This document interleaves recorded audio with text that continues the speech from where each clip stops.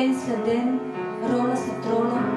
Днес съм героиня от филм, утре съм японска гейша, днес симпатизирам на царя, утре на Хитлер и всеки ден различна роля.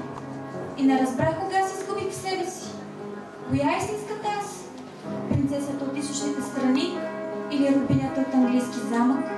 Не знам коя съм, не знам коя искам да бъда. Искам да съм звезда, да блестя високо в небето и да озарявам нечи живот, да бъда една. И когато изтекат годините на дългия ми живот, да падна и да зарадвам някого, защото палещата звезда носи щастие. Ах, как искам да съм звезда! Но съм като листата от тези есените, които при силен вятър падат на земята и летят в най-различни посоки, но в крайна сметка се отказват под гумите на някоя западнала кола. Уморих се от полети, уморих се хартиени куршуми бавно да разбиват реалността ми. Но като се замисля, това са просто хартиени куршуми и лесно мога да ги смъчкам и да ги захвърля назад. А помня, когато бях дете, беше ми толкова интересно да поемам роля след роля.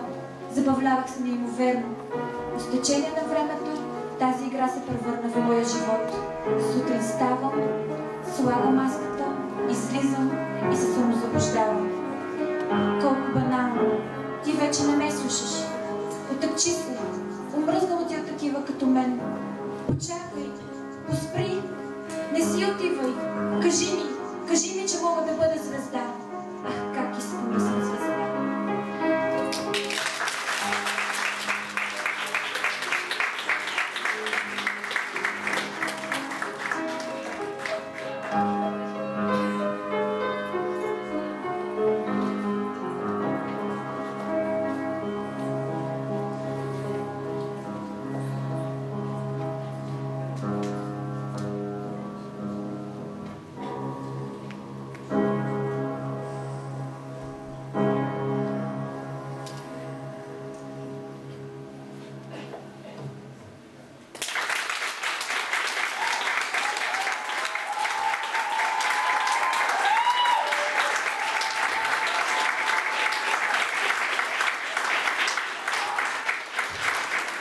Драги гости, благодаря ви, че бяхте тази, надявам се, звездна нощ с нас.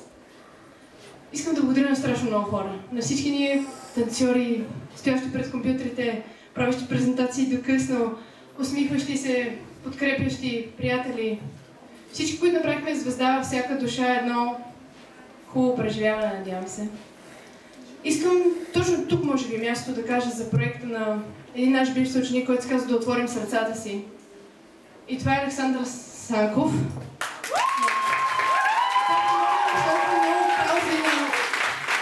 Благотворителни каузи. И се радваме, че част от него е от нашите приятели. И последно, на няколко много важни хора. На първо място, директор Иванка Генова, без която това нямаше да бъде.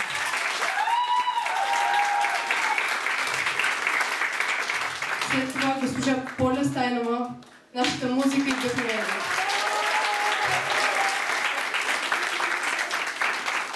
И не на последно място, хореограф, помощник, родител, приятел, доктор Цветанка Стефанова.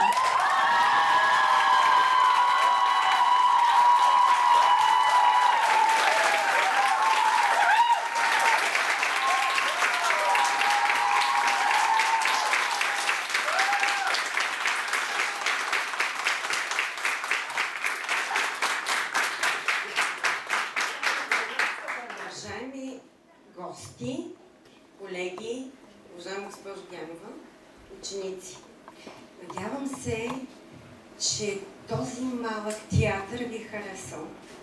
Нямаше да се случи без всеотдайността на нашите звезди, ученици на НПМГ.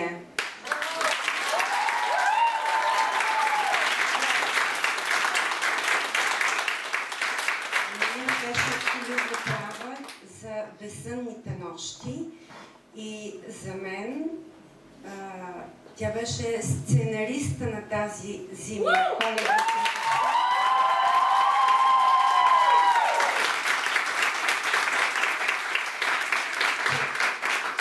Всичкият текст, който чухте